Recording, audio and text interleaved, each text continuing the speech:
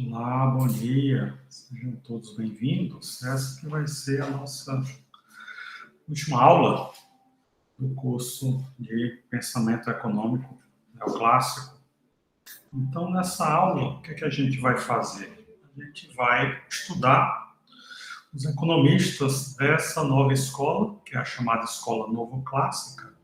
E a Escola Novoclássica, ela surgiu em função de uma série de evoluções que ocorreram e que culminaram na década de 70 com um determinado impasse. O que foi que aconteceu? Quando o Keynes escreveu seu livro clássico, em 1936, Teoria Geral, isso gerou uma ascensão do keynesianismo e uma crítica aos fundamentos da escola clássica. Então, essa crítica aos fundamentos da escola clássica fizeram com que, praticamente, nesses 40 anos, 30, 40 anos, nas décadas de 40, 50, 60 e até meados da década de 70, as noções keynesianas reinassem na economia e fossem utilizadas nas políticas governamentais durante todo esse período. Só que aí, na década de 70, começaram a surgir uma série de problemas macroeconômicos que os governos não conseguiram mais, utilizando esse arsenal keynesiano, enfrentar. O fenômeno mais conhecido foi o chamado fenômeno da estagflação. O que é o fenômeno da estagflação?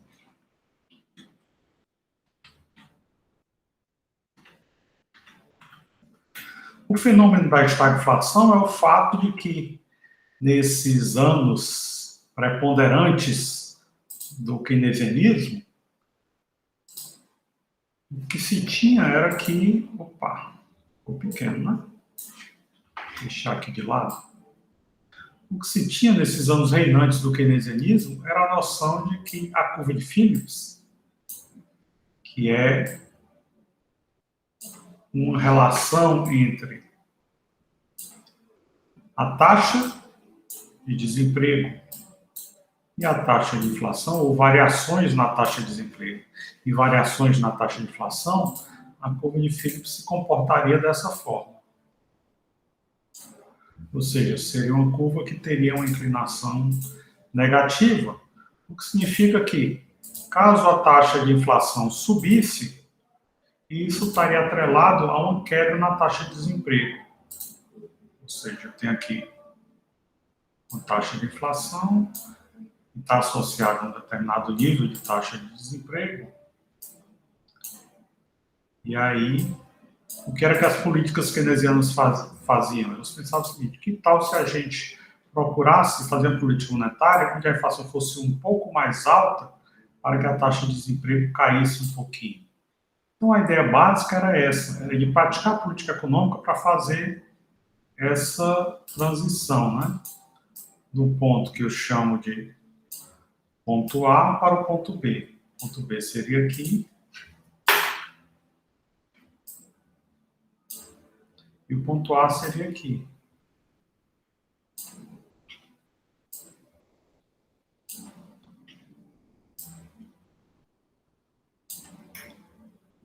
Difícil desenhar esse A, né? Vamos então tentar desenhar dessa forma aqui, escrevendo, né? A.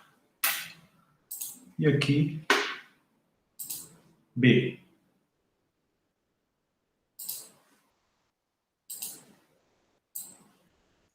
Então, para eu sair do ponto A e ir para o ponto B, o que é que eu faria? O ponto A seria aqui. Eu praticaria uma política monetária, que seria uma política monetária mais... Uma política monetária mais condizente com a inflação mais alta.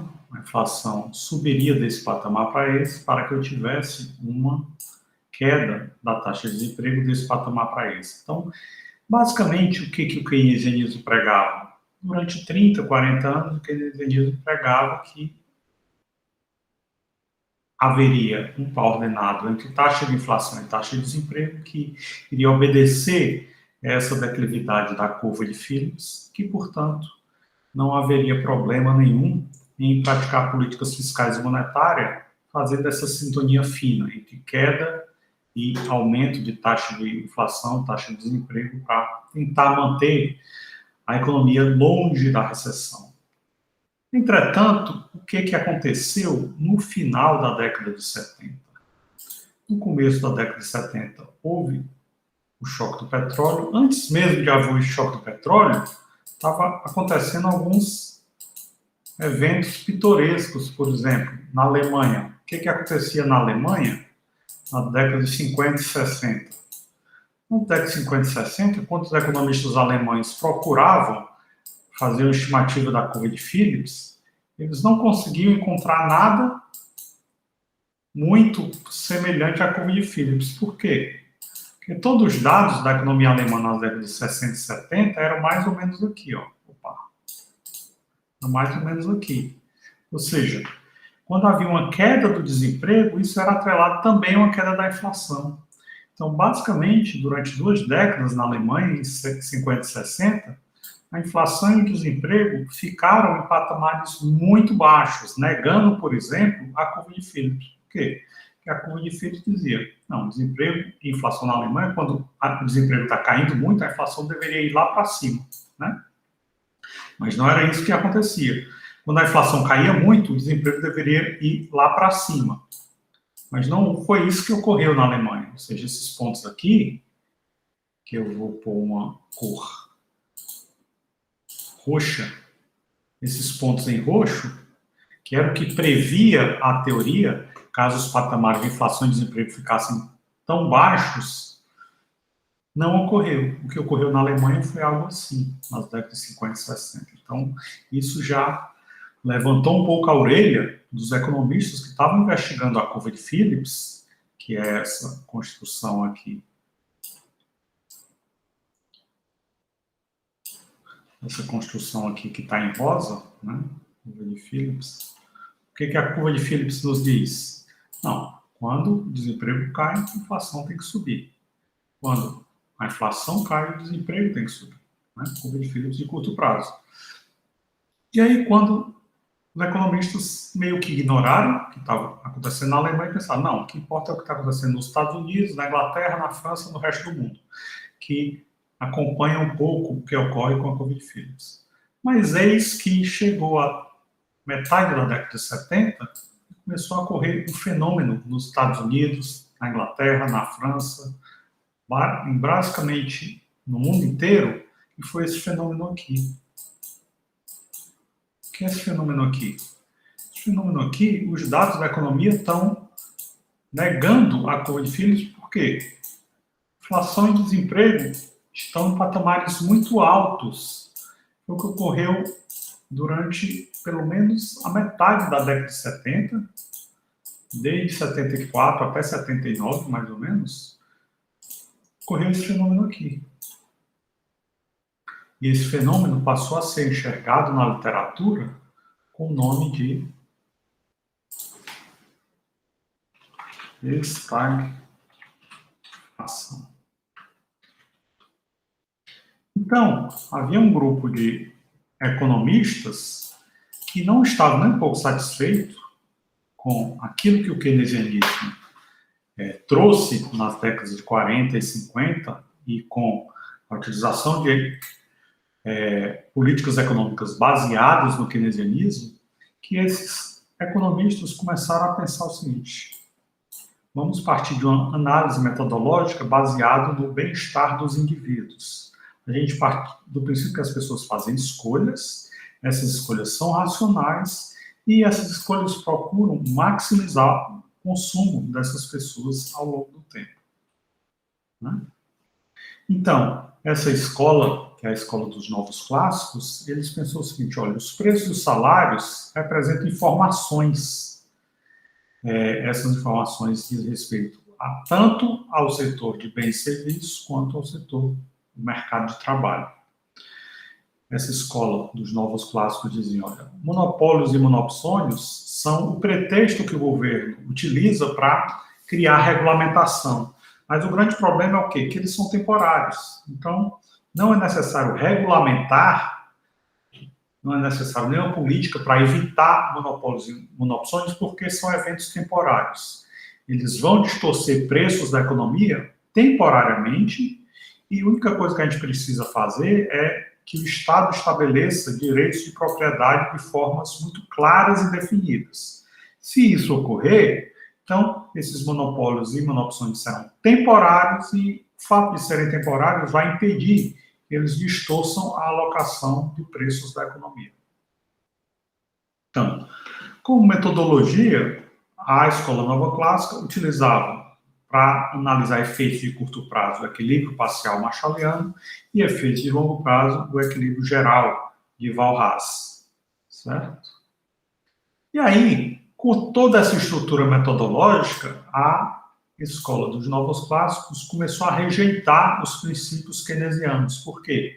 O que os princípios keynesianos diziam? Necessária intervenção do governo para fazer com que a demanda agregada ela seja sustentável. Os novos clássicos dizem o seguinte, a economia tende naturalmente ao equilíbrio, então ela vai se ajustar, embora em determinado momento a economia não esteja em equilíbrio, ela irá se ajustar. Os keynesianos pensavam diferente, eles dizem, olha, os mercados de trabalho eles não se ajustam, eles demoram muito tempo a reagir, e essa demora enorme dos mercados de trabalho a reagir faz com que o ajuste do sistema de preços seja muito difícil. Por isso que é necessário políticas fiscais e monetárias ativas. Os novos clássicos rejeitavam essas políticas fiscais e monetárias porque eles diziam que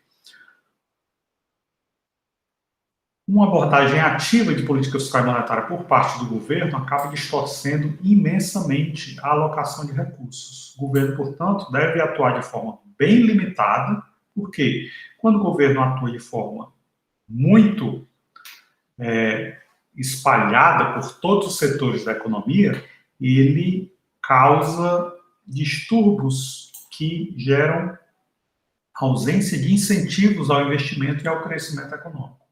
Se nós quisermos maximizar o bem-estar da sociedade, a gente tem que deixar o setor privado livre para alocar recursos, porque o setor privado vai alocar recursos da forma mais eficiente. E o governo ele é incapaz de gerar uma alocação de recursos eficiente. Muito pelo contrário, quanto mais ativo o governo for, mais o governo vai desviar recursos via impostos de uma alocação eficiente. Ou seja, ao cobrar impostos para poder financiar sua atuação, o governo distorce imensamente a alocação de recursos da sociedade. Portanto, o governo cria peso morto na sociedade, o governo destrói o bem-estar social da sociedade.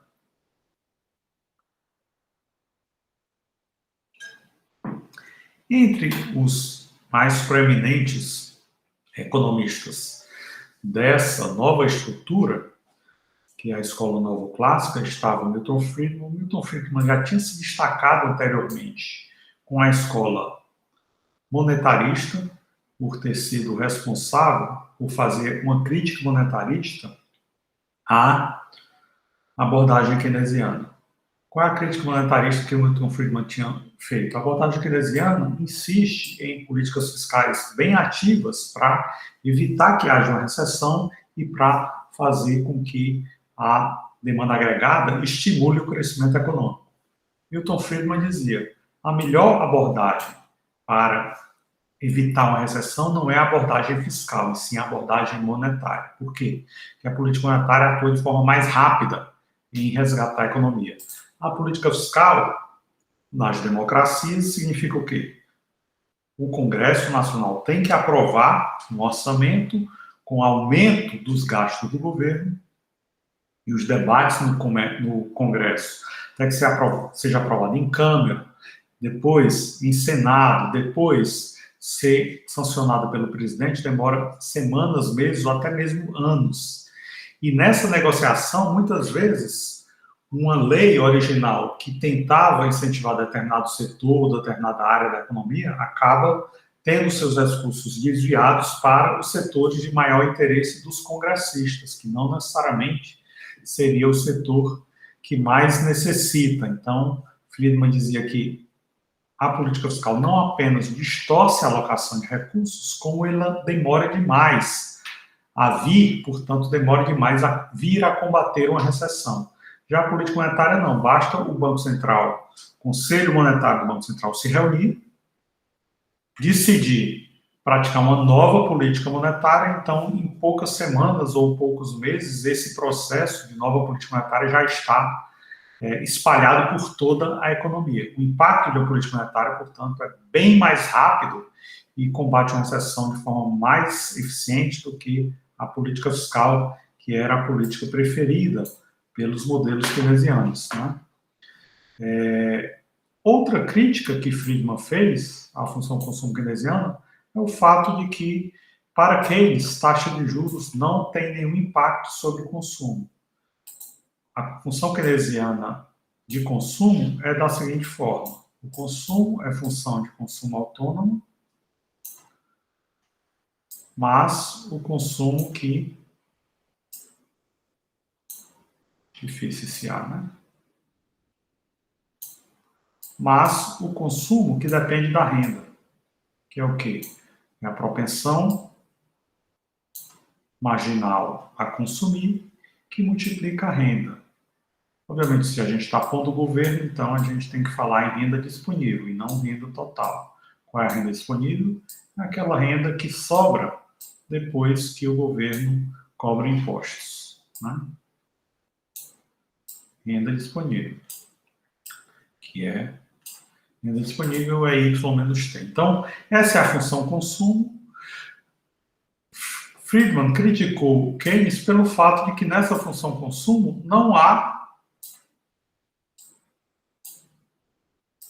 taxa de juros. Ou seja, Keynes pensava que a taxa de juros era irrelevante para o consumo. A única coisa que importava para o consumo era a variação da renda disponível. E aí, em função disso, o Friedman cria uma teoria onde diz, olha, que a renda ela depende de uma renda que a gente chama de permanente e uma renda que a gente chama de transitória. O que seria essa renda permanente e renda transitória? A renda transitória seria uma renda que a pessoa tem de vez em quando. Ela faz um trabalho extra, faz uma hora extra, então joga na loteria, ganha um determinado valor de bilhete de loteria. É uma coisa que não ocorre o tempo todo, não ocorre cotidianamente na vida da pessoa. Então, essa renda aqui, que é a renda transitória, vai ser utilizada a sua maior parte para poupar. Então, o indivíduo, ele poupa a renda transitória, enquanto que a renda permanente é utilizada em sua grande parte para consumir. Certo? Então, a ideia é, a maior parte da renda permanente é usada para consumo, ele poupa uma parte pequena da renda permanente, e a maior parte da renda transitória é usada para poupar. Ele consome uma parte pequena da renda transitória. E aí, a ideia básica do Friedman é que a função consumo depende da renda permanente e não da renda atual, como imaginava Keynes. Quais são as consequências dessas mudanças dessa estrutura, que é a estrutura keynesiana, aqui, para essa estrutura, que é a estrutura de Milton Friedman? As consequências é que Keynes propôs a existência de um multiplicador que seria muito alto, né? O multiplicador, portanto, dos gastos do governo, ou seja, o impacto que o aumento dos gastos do governo teria sobre o produto, seria algo assim, né? 1 sobre 1 menos B. E se o B fosse um número bem alto,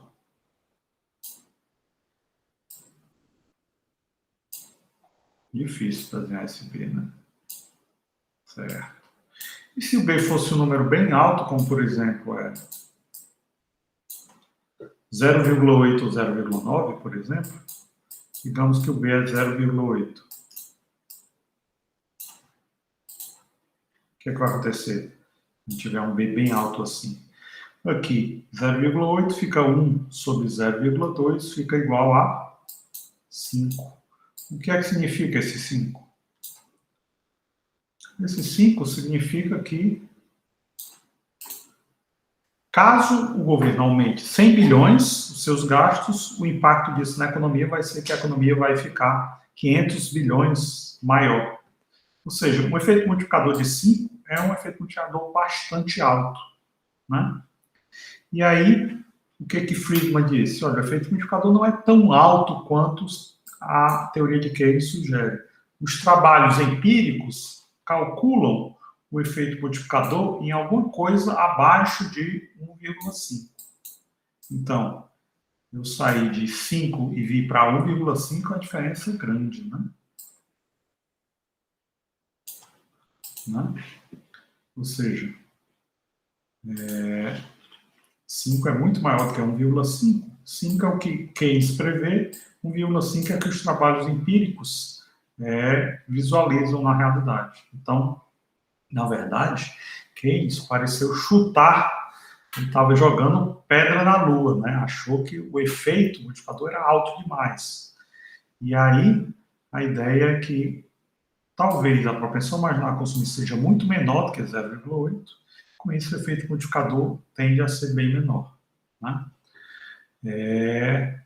Mas Friedman, como era um monetarista, né, ele desenvolveu bastante a sua teoria de demanda para a moeda, e ele dizia o seguinte: demanda por moeda depende de quê?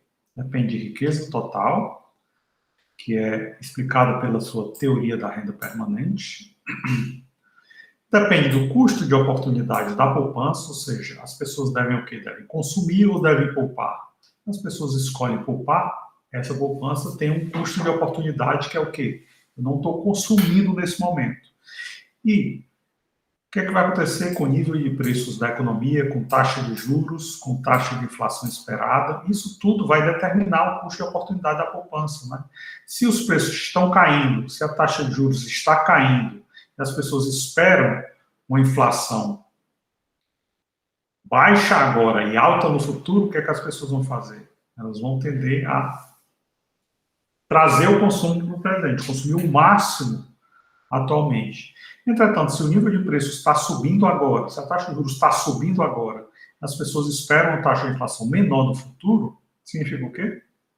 As pessoas vão poupar mais, o custo de poupar diminui, o custo de consumir aumenta. Então, o custo de oportunidade da poupança é um fator muito importante para determinar a demanda por moeda. As pessoas poupam muito, elas demandam pouca moeda. Se elas poupam pouco, elas demandam muito moeda. E, obviamente, também tem as preferências, né? As preferências variam ao longo do tempo. As pessoas que são jovens, são adolescentes, crianças, jovens adultos, preferem coisas de um tipo. Pessoas que já passaram os 40, os 50, 60 anos têm outras preferências. Então, as preferências são muito importantes para determinar a demanda por moeda. E, obviamente, o Friedman resgatou a lógica da teoria quantitativa da moeda, criada por John Locke e David Hume. E aí, o que é que acontece? O que é a teoria quantitativa da moeda? A teoria quantitativa da moeda diz isso aqui, né? O nível de preços que multiplica o produto real da economia, Y, e ele tem que ser igual à velocidade de circulação da moeda, V, mais o estoque de oferta de moeda, M. O que Friedman resgatou? Resgatou o fato de que a variação na velocidade com que a moeda circula, ela tende a ser zero, que significa o quê?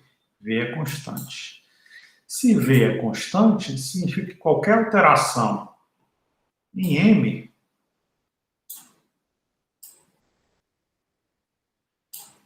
significa que isso tem que significar ou uma alteração em P,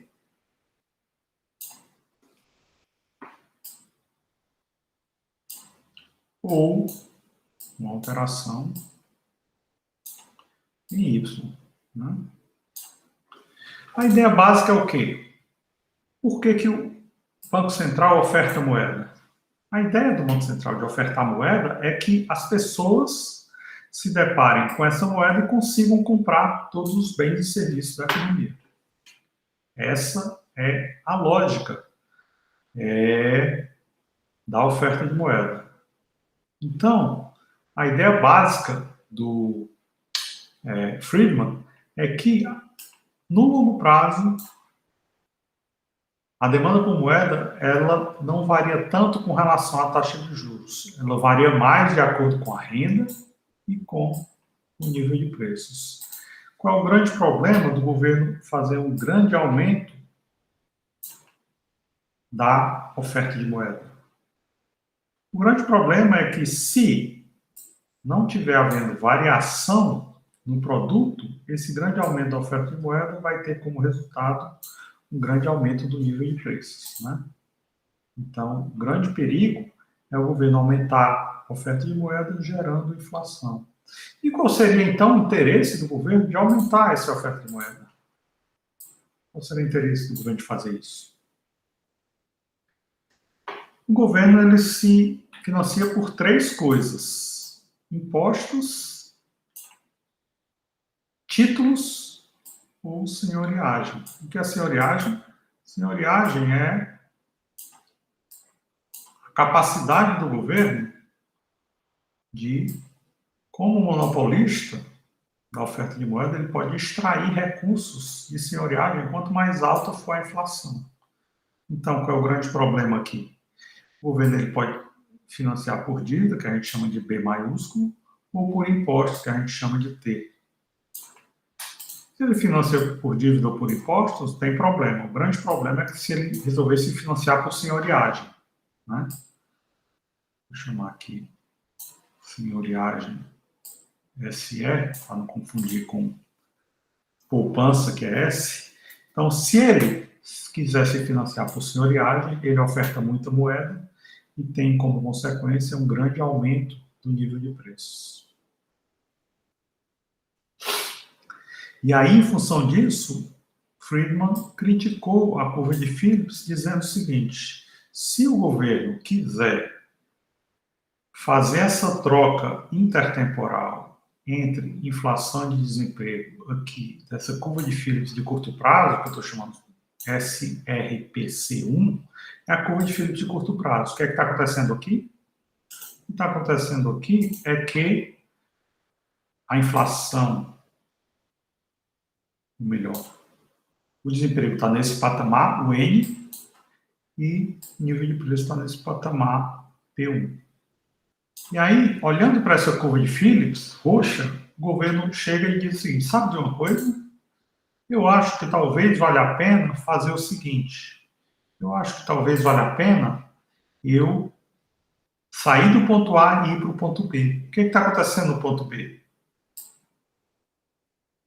No ponto B, eu tenho uma inflação mais alta, P2, enquanto que no ponto A eu tinha uma inflação P1.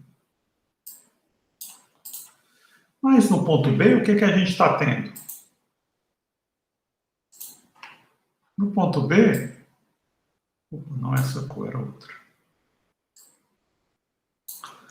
No ponto B, acho que era essa aqui, também não. Errei a cor. Essa aqui, ótimo. No ponto B, o que a gente tem? A gente tem um desemprego menor, né? O desemprego está menor e a inflação está maior. Então, talvez valha a pena fazer esse trade-off. Querer um desemprego menor, aceitando a inflação maior, certo? Eu fiz esse trade-off entre inflação e desemprego. Maravilha. Qual é a grande crítica do Friedman? A crítica do Friedman é o seguinte: esse ponto B não é um ponto permanente, é um ponto temporário. Depois de algum tempo, o que a gente vai ter? Depois de algum tempo, a gente vai ter o seguinte fenômeno. Eu vou para o ponto C. O ponto C é em cima do mesmo nível de desemprego anterior, o N. Só que agora, qual é a diferença? Nesse ponto, a inflação está mais alta, né? Ou seja, o desemprego é o mesmo, mas agora a inflação está mais alta. E aí? Todo aquele esforço de tentar diminuir a taxa de desemprego foi em vão. A única coisa que a sociedade ganhou foi uma taxa de inflação mais alta. Aí você pode dizer, agora a gente está em cima de uma outra curva de Phillips, uma curva de Phillips de curto prazo, 2. E nessa curva de Phillips de curto prazo, 2, o que é que a gente tem? A gente tem que eu posso talvez tentar fazer isso de novo, né? Tentar fazer uma política para reduzir o desemprego. Se eu fizer isso, o que é que eu vou fazer? Eu vou fazer algo mais ou menos assim.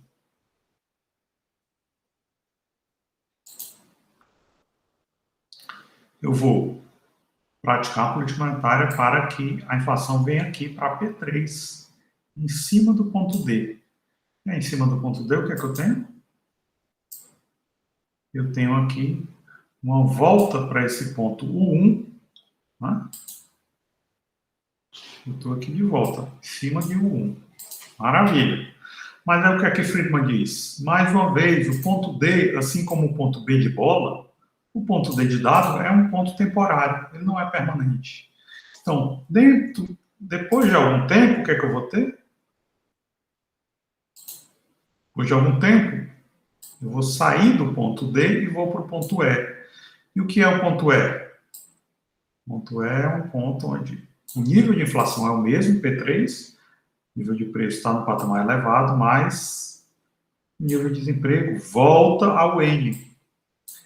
Então, o que acontece? Só que agora eu estou numa outra curva de Phillips de curto prazo, que é essa curva de Phillips de curto prazo aqui, ó.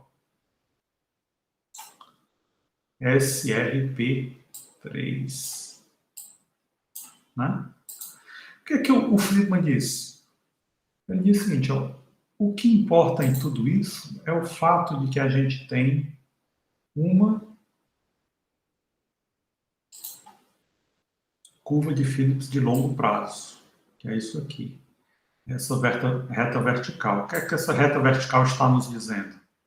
Está nos dizendo o seguinte, sempre que eu tiver uma inflação, sempre que eu tiver um desemprego que seja aqui abaixo, há uma tendência desse desemprego e depois de algum tempo para taxa natural de desemprego. A mesma coisa ocorre se o desemprego estiver acima.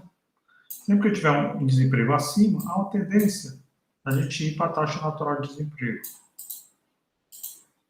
Né? Então, a ideia básica é que existe uma curva de Phillips que vai girar em torno dessa taxa natural de desemprego, que é essa aqui, curva de Phillips de longo prazo. Ou seja, no longo prazo, a tendência é a economia tender a uma taxa de desemprego. Então, existe uma política ótima. Que política ótima é essa? É praticar uma política monetária que faça com que a inflação seja a mais baixa possível. Qualquer que for o patamar inflacionário, o ideal é que a política monetária vise a inflação mais baixa possível. Por quê? Porque a taxa de desemprego não vai se desviar da taxa natural durante muito tempo. Pode se desviar durante algum tempo, mas não durante muito tempo. Né? Então, já que eu não tenho como manipular taxa de desemprego tendo a inflação mais alta, os pontos B, D e eventualmente um ponto F ou G aqui, se existirem, serão pontos temporários, os pontos permanentes serão o quê? A, C e E. Então, é preferível o ponto A, que tem a mesma taxa de desemprego, mas uma inflação mais baixa, do que o ponto E, que tem a mesma taxa de desemprego do ponto A, mas uma inflação mais alta. Então, existe uma política ótima, que é uma política monetária que gere uma inflação baixa, já que a taxa de desemprego não vai aumentar. E esse é a grande contribuição do Milton Friedman, onde ele mostra que o resultado final de uma curva de Phillips vertical é essa: buscar a inflação mais baixa possível, já que a taxa de desemprego não vai ser muito diferente de UN. Certo? A ideia básica é que, embora a velocidade de circulação da moeda não seja constante, ela é muito estável. O que significa o quê? Se ela é muito estável, ela não vai ser necessariamente igual a zero, mas ela vai ser muito próxima de zero. Né? Então, quando ela variar, ela vai variar muito pouco. O que significa que qualquer aumento da oferta monetária vai impactar ou o nível de preço ou o produto da economia. Ok? E essa frase é uma frase muito interessante, que é um legado que o Milton Friedman nos deixa. A inflação é sempre e em qualquer lugar um fenômeno monetário, produzido em primeira instância pelo crescimento excessivo da oferta de moeda. Ou seja, outras coisas podem fazer com que o nível de preço suba, sim, por exemplo, uma crise do petróleo, por exemplo, que seria a chamada inflação de custos, ou então aquilo que alguns economistas chamam de inflação inercial, que é o fato de que a gente teve inflação no passado, então a inércia inflacionária faz com que a gente tenha inflação no presente, mas o que o Friedman nos mostra é o seguinte: tudo isso pode ser combatido com a política monetária que diminua a oferta de moeda. Né? Tanto inflação de custo quanto inflação inercial pode ser combatida por uma política monetária que, né, diminua a oferta de moeda, portanto, se ainda existe inflação, vai ser necessariamente um fenômeno monetário, a inflação. E ele define a taxa natural de desemprego, né, que é essa aqui, ó. O que é a taxa natural de desemprego? Que é exatamente a taxa de desemprego para onde a taxa de desemprego tende no longo prazo. Né? Ela vai ocorrer quando a taxa de inflação se igualar à expectativa de inflação. Então, essas são as grandes contribuições do Milton Friedman, que contribui com a noção da curva de Phillips vertical, com a noção da taxa natural de desemprego e com a ideia de que a inflação é uma escolha da sociedade através da política monetária. Né? É a política monetária que causa a inflação. Se o governo, se a sociedade quiser uma política monetária que gere inflação zero, ou muito próxima de zero, é possível ocorrer isso, não existe nada pré-determinado que faça com que determinados países tenham necessariamente uma taxa de inflação mais alta do que a outra. E aí, a crítica que ele faz à curva de Phillips de curto prazo, que é esse trade-off entre inflação e desemprego, é essa aqui, ó. Uma taxa crescente de inflação pode reduzir o desemprego, mas uma taxa alta de inflação não. Ou seja, quando eu saio do ponto A para o ponto B, eu tenho o quê? Uma taxa crescente de inflação. Mas quando eu estou no ponto C, o que é que eu tenho? Eu tenho uma taxa alta de inflação, ela não está crescendo, ela está alta. Quando eu saio do ponto C para o ponto D, eu tenho uma taxa crescente de inflação. Mas quando eu saio do ponto D e vou para o ponto E, eu não tenho uma taxa crescente de inflação, ela está alta e permanece alta. Então, os pontos E, C e A são pontos onde a taxa de inflação pode ser alta, mas ela não é crescente. Ela é crescente quando ela sai de A para B ou de C para D. Então, quando eu saio de A para B ou de C para D, eu tenho esse trade-off entre inflação e desemprego. Mas quando eu saio de A para C ou de C para E, eu não tenho trade-off nenhum. Só tenho uma inflação mais alta. Certo? E por último, para tentar evitar que o governo fique praticando política monetária que acabe gerando inflação, qual é a regra de política monetária que o Friedman propõe? Ele propõe o seguinte: o governo deveria, para manter a economia estável, declarar que vai aumentar de forma previsível e constante a oferta de moeda. Então, o governo, por exemplo, se ele disser, do ano para o outro eu vou aumentar a oferta de moeda em 5%. Então, aqui é 5%. E aí, o que acontece? Se a economia crescer só 1% do ano para o outro, isso significa o quê? E aqui eu só tenho espaço para a inflação crescer 4%. Né? Eventualmente, se for a economia que crescer 4%, significa o quê? Significa que a inflação vai no máximo crescer 1%. Se a economia crescer 3%, significa o quê? No máximo a inflação vai crescer 2%. Então, assim por diante. A ideia do Friedman é, se o governo se comprometesse com uma oferta monetária que fosse previsível, pré-anunciado e constante, como 5%, ou poderia ser 4%, ou poderia ser 3%, ou poderia ser 6%, sei lá. Qualquer que fosse o valor aqui, isso limitaria as expectativas que as pessoas teriam da inflação, né? Por causa do crescimento da moeda, ou por causa do crescimento do produto aqui desse lado, certo? Com isso, a gente sai desse grande economista da escola novoclássica, que é o Milton Friedman, e vamos para o próximo economista, que é o Robert Lucas. O que é que o Lucas fez? Ele foi influenciado pelo Friedman porque ele estudou com o Friedman na Universidade de Chicago. E na Universidade de Chicago, ele utilizou a teoria que o Friedman utilizava de expectativas, que eram chamadas expectativas adaptativas. O que era que o modelo de expectativas adaptativas dizia?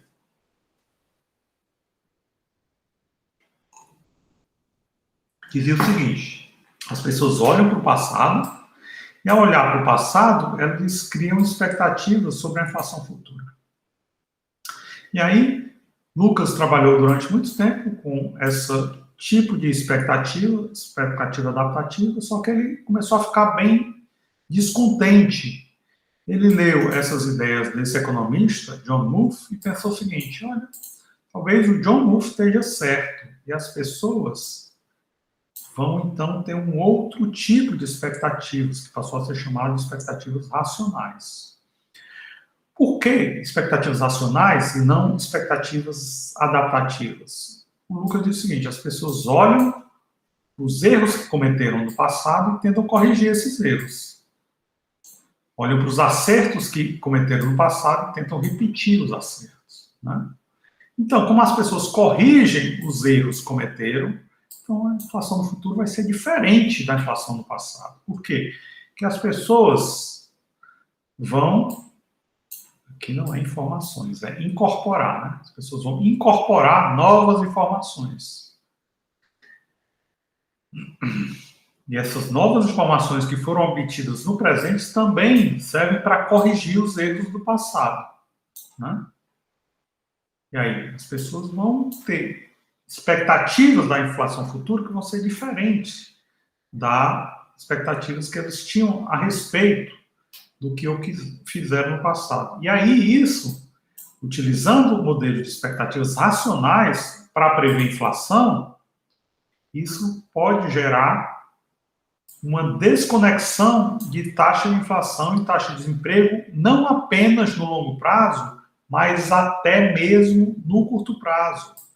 E aí, essa curva vertical, que para Friedman era algo que só ocorria no longo prazo, para Lucas vai ocorrer até mesmo no curto prazo. Olha aqui. Aqui vertical, aqui vertical. Vamos ver como é que isso funciona, né? O que está acontecendo aqui? Aqui eu tenho uma... Opa. Demanda agregada 1. Está aqui. O que essa demanda agregada 1 está fazendo? Essa demanda agregada 1 está interagindo com essa oferta agregada 1. Né? E aí os economistas keynesianos diziam o seguinte: nós precisamos praticar políticas fiscais para estimular a demanda agregada. Como é que esse estímulo à demanda agregada ocorre? Eu, primeiramente, estou no ponto A, tirar isso aqui, estou no ponto A, que é aqui, e eu vou para o ponto B, que é aqui. Como é que eu faço isso? Estimulando a demanda agregada. Eu pratico uma política fiscal expansionista, estimulo a demanda agregada, então eu tenho o quê? Eu saio do ponto A, vou para o ponto B. Maravilha. Só que o ponto B é onde? Quando eu estava no ponto A, eu tinha o quê? No ponto A eu tinha esse nível de preços e esse produto da economia, Q1, né? Q1 e P1. Esse negócio reto, né? Q1 e P1. Muito bem. O que a gente tem? No ponto B, a gente tem uma economia com uma produção maior. Que produção é essa? No ponto B, a gente tem uma economia com produção Q2. Só que no ponto B eu estou o quê? Estou em cima da minha nova demanda agregada, AD2, mas eu estou em cima da minha antiga oferta agregada. E aí o que é que o Lucas disse? Os modelos de expectativas racionais vão fazer com que haja uma mudança das expectativas das pessoas com relação à inflação. O que é que está acontecendo aqui? No ponto B, qual é o nível de inflação? Olha aqui, é maior do que P1. Né? Como no ponto B é maior do que P1, as pessoas vão adaptar sua expectativa e vão gerar esse deslocamento da curva de oferta agregada, de AS1 para S2. E aí não vão estar mais em cima do ponto B, vão para o ponto C. O que é que está acontecendo no ponto C? No ponto C eu tenho um outro patamar de taxa de inflação, que é P2. Então, a ideia básica do Lucas é o quê? Eu vou do ponto A para o ponto C sem necessariamente passar pelo ponto B, ou seja, essa resposta da oferta agregada à nova demanda agregada não demora tempo nenhum, ela é automática. Então, eu não passo aqui do ponto A para o ponto B para depois chegar ao ponto C, não. Eu vou direto. Eu vou direto de A para C. Direto. Então, eu não tenho essa transição via ponto B. Eu vou direto de A para C, e direto de A para C significa o quê? Significa que em nenhum momento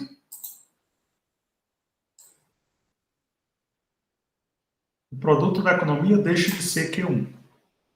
E direto de A para C significa simplesmente que o nível de preços vai direto de P1 para P2, sem que eu passe pelo ponto B. Eu vou direto de A para C. Portanto, eu nunca saio de cima dessa curva de oferta agregada de longo prazo, que é uma reta vertical. Se eu nunca saio daqui de cima, eu nunca tenho essa expansão da economia de Q1 para Q2. Ou seja, eu nunca saio daqui de cima de Q1. Sempre fico aqui em Q1. Né? E isso ocorre tanto quanto a economia tem esse tipo de política ativa do governo, expandindo a demanda agregada, quanto quando a economia se depara com a recessão profunda. O que o Lucas disse? Imagine que haja um choque do petróleo que gere um processo de estagflação, como ocorreu aqui, né? Que é isso aqui. Estagflação. Houve um choque do petróleo e aí disparou o desemprego, disparou a inflação. Será que, como é que a economia reage a um choque? Eu estou aqui inicialmente nessa demanda agregada. Inicialmente eu tenho também essa oferta agregada. Aqui. Demanda agregada e oferta agregada, gerando o ponto A, o ponto de equilíbrio, A. No ponto de equilíbrio A, o que é que a gente tem? Opa, aqui no ponto de equilíbrio A, a gente tem essa taxa de inflação P1, taxa de inflação inicial, e o produto Q1, produto inicial.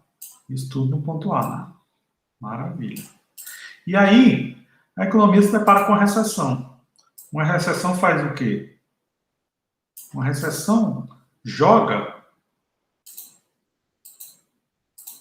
a demanda agregada lá para baixo. As pessoas são demitidas, não tem mais renda, não tendo renda, as pessoas passam a diminuir o consumo. Diminuir o consumo, os preços vão cair. Né? preços caem de P1 para P3. Inicialmente, o que acontece? Se a oferta agregada não se move, as empresas continuam produzindo a mesma quantidade, eu saio do ponto A, vou para o ponto D. Ou seja, os preços não caem tanto. Os preços caem em algum patamar aqui intermediário entre P1 e P3. Ainda não cai para P3. Só que o que o Lucas disse? A oferta reage imediatamente. Imediatamente a oferta vem para cá. E vindo para cá, o que acontece? Em nenhum momento eu chego a passar pelo ponto D. Eu já caio direto para o ponto E. O que está acontecendo no ponto E? No ponto E, nível de preço já cai direto de P1 para P3. Vai direto de P1 para P3. Né? Então, não há transição no ponto D. Eu tenho isso ocorrendo, ó, eu saio do ponto A para o ponto E direto, o que significa que eu fico aqui em cima dessa curva de longo prazo permanentemente. Não há transição. Né? Não há transição pelo ponto D, eu vou direto de A para E, sem passar pelo ponto D. Ou seja, esse deslocamento da oferta agregada é automático assim que há uma queda da demanda agregada, a oferta agregada se desloca automaticamente e rapidamente, certo? De A1 a S1 para a S3. Essa queda é automática. Então, em nenhum momento eu passo pelo ponto D. Eu vou direto de A para E. Então, essa crítica das expectativas acionárias, obviamente, diz que apenas mudanças que não são previstas têm capacidade de afetar temporariamente. Ou seja, se as pessoas não preveem que vai haver essa política do governo para estimular a demanda agregada, ou se as pessoas não preveem essa recessão, é que, de fato, a recessão ocorre ou, de fato, o produto aumenta aqui na política. Só que é razoável a gente imaginar o quê? Quando o governo vai fazer uma política de aumento dos gastos, dá para prever isso, né? O governo manda uma lei para o Congresso passa semanas, meses debatendo, até que finalmente essa lei é aprovada. Então as pessoas já se adaptam e já preveem que isso vai ocorrer. E aí, com isso, a transição do A para C é imediata. Uma recessão. As pessoas preveem essa recessão e essa é a maior crítica que é feita a Lucas, né? Que é quando as mudanças são previstas, as pessoas antecipam e aí as variáveis permanecem constantes. Ou seja, não apenas no curto prazo, não apenas no longo prazo, como pensava Friedman, mas ele diz, ó, até mesmo no curto prazo a gente não vai para esse patamar nem de B nem de D. O que Friedman dizia? Tudo bem, a curva de Phillips de curto prazo, ela existe. Ela pode fazer com que o aumento temporário da inflação gere queda do desemprego. Mas no longo prazo, não. O que Lucas diz? Nem mesmo no curto prazo isso ocorre. Né? Nem mesmo no curto prazo, essa queda para B ou para D existe. Queda imediatamente de A para C, imediatamente de C para E. Nunca passa por B nem por D. Né? E aí, obviamente, quando Lucas traz essa noção de expectativas acionais, ele é muito criticado, né? Por quê? Os economistas keynesianos o criticam dizendo o seguinte, olha, essa variação aqui da demanda, da oferta agregada, ela não consegue ser tão rápida, ela demora algum tempo. Essa transição aqui não é automática.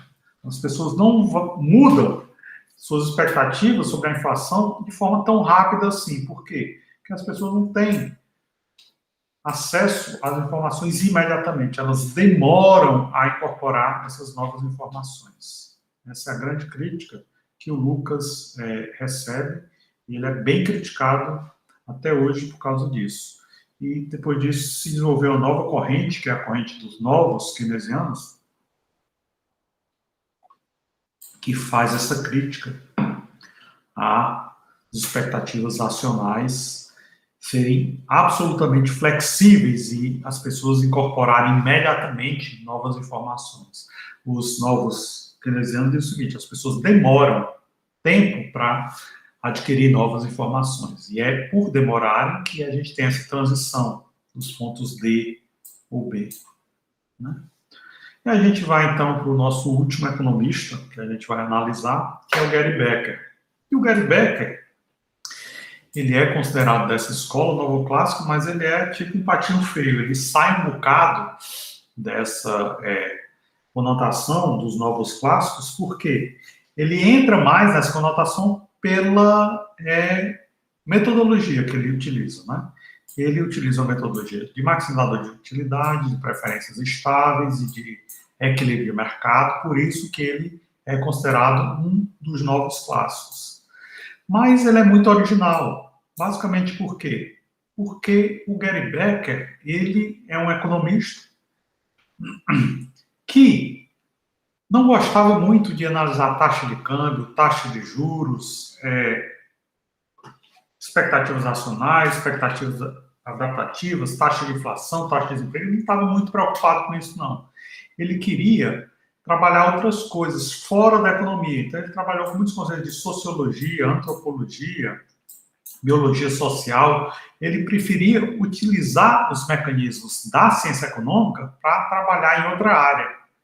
E aí, em sua tese de doutorado, ele tratou um tema que os economistas não costumavam tratar, que é a discriminação.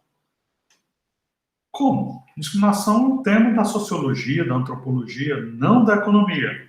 Só que a ideia básica do Becker é o seguinte: por que as pessoas discriminam? As pessoas discriminam porque elas não têm informação. E aí elas pensam, determinado indivíduo tem essa cor da pele, e aí eu já trabalhei no passado com indivíduos que tinham essa mesma cor da pele e tinham essa produtividade. Então, eu vou achar que todas as pessoas que têm essa cor da pele têm essa mesma produtividade. Obviamente, isso é absurdo. Por quê? Cada indivíduo, a metodologia de maximizador da utilidade é o quê? É uma metodologia individualista, ou seja, cada indivíduo é único. Ele é uma pessoa que não pode ser comparada por outros indivíduos de acordo com a metodologia da economia neoclássica, né? Mas aí o Becker disse, mesmo assim há pessoas que discriminam. E quais são as consequências das pessoas não analisarem cada indivíduo isolado e tentem analisar o indivíduo como pertencente a um grupo? Esse grupo que tem ou a mesma cor da pele, ou o mesmo estilo de cabelo, ou o mesmo cor dos olhos, ou mesmo gênero, ou qualquer tipo de característica aparente que faz com que as pessoas sejam discriminadas. Então, ele pensou no modelo seguinte: digamos que há dois tipos de empresas, a empresa A e a empresa B, né? A e B, certo? Eu tenho as empresas A e B, e aí eu pego a empresa A, que pega o seguinte: eu tenho o indivíduo 1 e o indivíduo 2. A empresa B paga um salário maior ao indivíduo 2 e paga um salário menor ao indivíduo 1 porque ela discrimina o indivíduo 1. Já a empresa B paga salários iguais, o indivíduo 1 e 2. Certo? Bem, o que é que está acontecendo? O que está acontecendo é o seguinte: se esses dois indivíduos tiverem a mesma produtividade, só se diferenciando por serem indivíduos que pertencem a grupos diferentes, o que é que está acontecendo? A empresa está discriminando o indivíduo 1. Né? Já a empresa B não discrimina, paga o mesmo salário para ambos. Então, o que é que vai acontecer com a empresa que discrimina o indivíduo 1? Vai ver que essa empresa acaba contratando indivíduos que têm o perfil, por exemplo, 3, que são indivíduos que têm uma produtividade mais baixa do que os indivíduos 1. Ou seja, esse indivíduo 1, ele tem a produtividade maior do que o indivíduo 3, mas ele ganha um salário menor. Né? E se essa empresa vai pagar um salário menor para o indivíduo 1, vou botar nessa cor, né? E vai pagar um salário maior para o indivíduo 3, o que é que vai acontecer? Essa empresa A prefere o indivíduo 3 ao indivíduo 1, embora o indivíduo 3 tenha uma produtividade menor. O que é que vai acontecer? Isso significa que, ao contratar preferencialmente os indivíduos 2, que têm a produtividade alta, e 3, que têm a produtividade baixa, essa empresa A tende a ter uma produção menor do que a empresa B. A empresa B vai fazer o quê? Vai pagar salários iguais para o indivíduo 1 e 2 e não vai querer contratar o indivíduo 3 de jeito nenhum. Por quê? Porque o indivíduo 3 tem produtividade baixa. Então, a empresa B só vai contratar os indivíduos 1 e 2, enquanto que a empresa A vai contratar os indivíduos, preferencialmente, os indivíduos 2 e 3. Né? Empresa A contrata 2 e 3, empresa B contrata 1 e 2. Significa o quê? Como todos contratam 1 e 2, rapidamente o indivíduo 2 acaba empregado. Né? O indivíduo 2 rapidamente consegue emprego. Aí quem é que vai ainda ficar desempregado? O indivíduo 1, que tem a produtividade alta, e o indivíduo 3, que tem a produtividade baixa. Quem ainda vai ficar lutando no mercado de trabalho é o indivíduo 1, que tem uma produtividade alta, e o indivíduo 3, que tem uma produtividade baixa. Todos os indivíduos 2 já foram contratados. Então, o que acontece? A empresa B, que contrata o indivíduo 1, que tem uma produtividade alta, paga o mesmo salário que ela paga ao indivíduo 2 e, portanto, acaba tendo funcionários mais competentes e mais capazes. Já a empresa A vai contratar o indivíduo 3 e vai pagar ao indivíduo 3 um salário maior do que a produtividade dele. Qual é a conclusão do modelo do Gary Becker? A conclusão do modelo Gary Becker é que, com o passar do tempo, se o mercado for competitivo, se não houver nenhum tipo de intervenção governamental, a conclusão do Gary Becker é que a empresa A, que é a empresa que discrimina, com o passar do tempo, ela vai à falência, vai quebrar. Porque ela prefere contratar indivíduos com baixa produtividade, como o indivíduo 3, do que o indivíduo 1, que tem alta produtividade. Já a empresa B vai preferir contratar o indivíduo 1, que tem alta produtividade, e vai pagar um salário de acordo com a produtividade dele. A empresa A paga um salário para o indivíduo 3 maior do que a produtividade dele. Portanto, essa empresa vai quebrar. Quebrando, ela desaparece do mercado e fica no mercado, que é um mercado competitivo, apenas o quê? Apenas empresas que não discriminam, como a empresa B. Então, a ideia básica do Becker foi uma ideia absolutamente revolucionária, né? Quem não discrimina tende a permanecer no mercado, quem discrimina tende a sair do mercado. Então, o comportamento discriminatório vai ser punido, o comportamento não discriminatório vai ser recompensado em um mercado, e isso é importante demais, né? Se o mercado for livre, certo?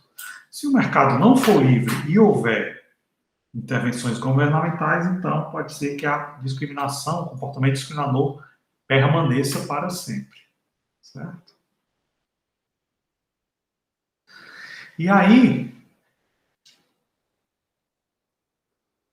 em 57, que o Becker publicou esse achado, né, Economia da Discriminação, isso foi uma bomba, né? Os sociólogos, que era quem trabalhavam antes de discriminação, ficaram chocados com essa originalidade do Becker, só que o Becker, ele não estudou só discriminação, ele estudou outras coisas. Ele viu a teoria do capital humano do Schultz e tentou trabalhar com essa teoria. A ideia básica era o quê? Antes, os economistas pensavam o aumento do produto da economia se deve ao aumento do estoque de capital. Esse estoque de capital vai se combinar com o estoque de trabalho, e aí o estoque de capital e o estoque de trabalho vão gerar o aumento da economia. Só que aí o Schultz analisou o quê? Ora, eu vejo o estoque de capital aumentando, mas eu vejo que em algumas economias o produto cresce muito mais do que esse aumento de estoque de capital ou de estoque de trabalho. O que está acontecendo? Deve ter um outro fator que deve estar explicando esse aumento. Ele chamou esse fator de capital humano.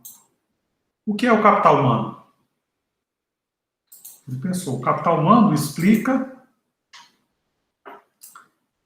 esse aumento, é o que falta para explicar esse aumento do produto. Porque só capital físico e só estoque de trabalho não explicam. Preciso de outro fator. E ele chamou esse fator de capital humano. Então, a ideia básica é o seguinte: existe as pessoas que têm mão de obra e essas pessoas procuram investir em capital humano. O que é isso?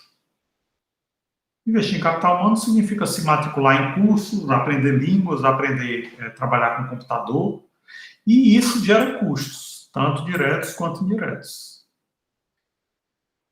Esse é um investimento, né? O investimento em capital humano tem custos. Tem custos diretos, como tem custos indiretos. E por que as pessoas investem em capital humano? A ideia é o quê? Digamos que a pessoa tem uma educação de 0 a 18 anos, e aí quando chega a 18 anos entra na faculdade. Só que um indivíduo entra na faculdade e vai ter dois tipos de custos. Primeiro, o custo direto, que é o custo de pagar uma mensalidade da faculdade. Segundo, o custo indireto, que é o custo de os seus colegas que acabaram o segundo grau junto com ele, são colegas que estão agora no mercado de trabalho e estão recebendo esse salário. Esses colegas estão fazendo o quê? Eles saíram da escola e já estão recebendo esse salário H. E aí, ao longo da vida, eles vão receber esse salário H. Né? Com experiência, com competência, com capacidade, eles vão aumentar o salário ao longo da vida. Né? Esses que acabaram o segundo grau e foram para o mercado de trabalho. Enquanto que os que acabaram o segundo grau e continuaram estudando, eles estão com renda zero. Na verdade, a renda não é zero, é uma renda negativa, porque não só eles não estão trabalhando, como eles ainda estão tendo que pagar os custos de sobreviver, pagar alimentação, pagar moradia, pagar mensalidade da faculdade. Então, são os custos diretos e os custos indiretos. Só que aí o que acontece quando eles chegam aos 22 anos e se formam? Aí eles vão para o mercado de trabalho. Né? E aí passam no mercado de trabalho a ter um salário que é C. O que é salário C? O que é salário C aqui? Eles passaram 4 anos tendo esses custos diretos e indiretos, de sobreviver sem ter que trabalhar, de continuar sobrevivendo, estando na faculdade. E aí? Só que aí, quando eles se formam e encontram um trabalho, o que é que eles vão fazer? Eles recebem um salário mais alto. E aí, esse salário mais alto vai ser mais alto do que os seus colegas que, assim que acabaram o segundo grau, foram trabalhar. Os colegas passam a trabalhar e receber o salário H, e quem foi para a faculdade passa a receber o salário C. Então, a ideia é o quê? A ideia é que... Opa, aqui não. A ideia é que esses custos diretos e indiretos aqui, dessas duas áreas, 1 e 2, são custos que o ideal é que eles sejam custos, né? Áreas 1 e 2, que é que essas áreas 1 e 2 estão dizendo? Eu vou somar essas áreas 1 e 2. 1 mais 2. E isso tem que ser menor do que 3, né? O que, é que a gente tem em 3? A gente tem em 3 isso aqui, ó. Em 3 é o aumento de salário que ele tem, né? Pelo fato de que ele estudou na faculdade, né? Ele estudou na faculdade, é uma pessoa que se especializou, uma pessoa que foi capaz de ter essa formação mais sofisticada, então essa área 3 tem que ser maior do que as áreas 1 e 2. Se a área 3 for menor do que as áreas 1 e 2, então ele cometeu um terrível erro em fazer faculdade. Por quê? Seria melhor se ele tivesse direto ido para o mercado de trabalho. Se a área 3 for maior do que as áreas 1 e 2, então significa o quê? Ele investiu em capital humano, e esse capital humano fez com que ele tivesse uma formação mais sofisticada, né? E aí, quando o 3 é maior do que o 1 e 2, isso explica essas características. Aqui a gente está dizendo que ele vai se aposentar com 62 anos, certo? Se ele continuar trabalhando depois de 62 anos, então essa área vai ser maior ainda, né? Vai se estender. Mas, partindo do princípio que ele se aposenta depois de 40 anos de trabalho, aí ele tem essa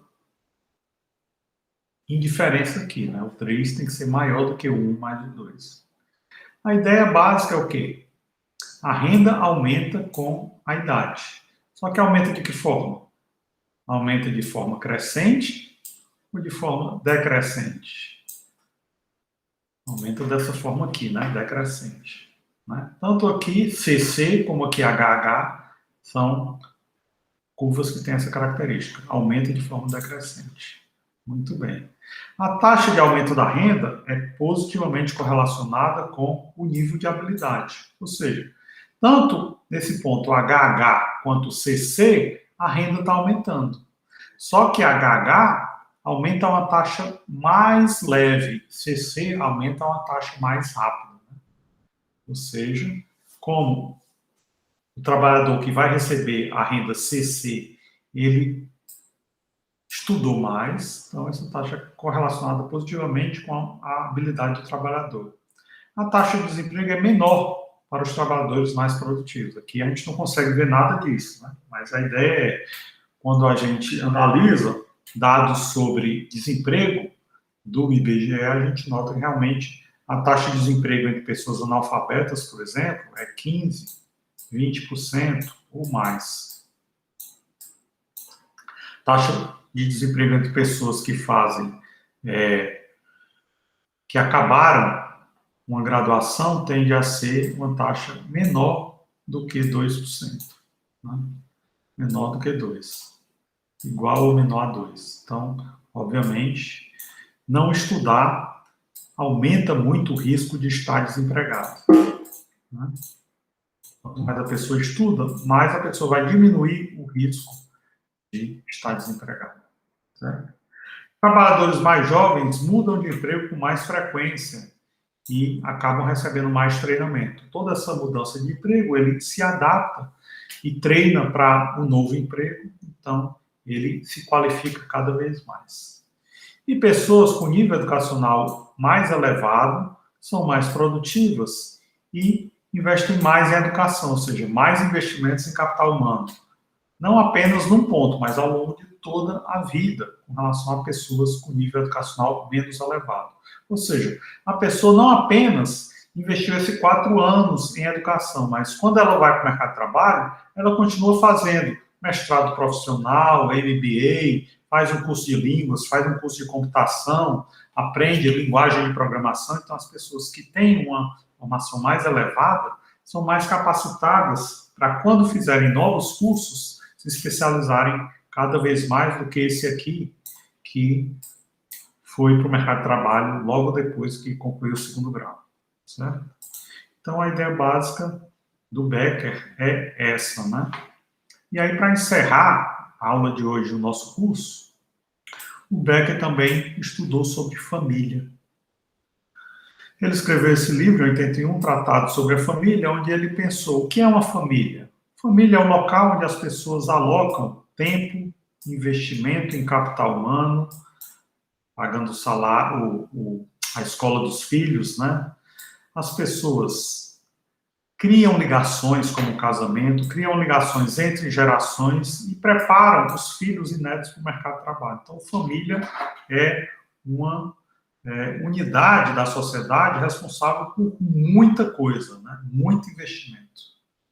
E aí, Becker utilizou o instrumental dos novos clássicos para analisar a existência do casamento. Por que as pessoas se casam? Quanto o casamento dura? Como é o casamento durante o período onde a mulher é fértil e depois que a mulher deixa de ser fértil? Qual a causa do divórcio? Por que as pessoas apresentam um alto grau de altruísmo no casamento e, às vezes, também um alto grau de egoísmo?